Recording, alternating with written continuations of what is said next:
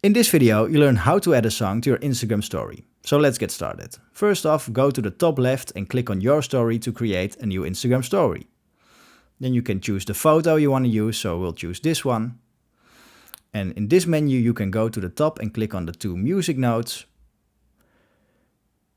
And right now we'll have access to all the music that's also on Spotify because we are using a personal account. If you have a business account, it won't be possible to use all the music that's also on Spotify. So we're in a personal account, so we can choose all the music. So let's choose the song we want to use. For this instance, let's go with Friday I'm in Love from The Cure. And then go to the arrow at the bottom right.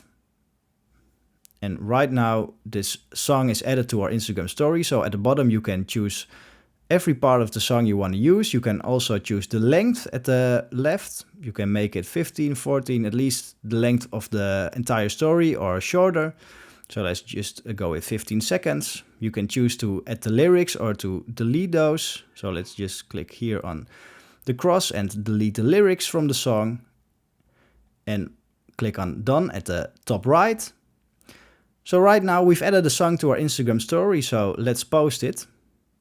And just post it to our story. Click on done. And if you can see right here, it's just uploading for a little bit.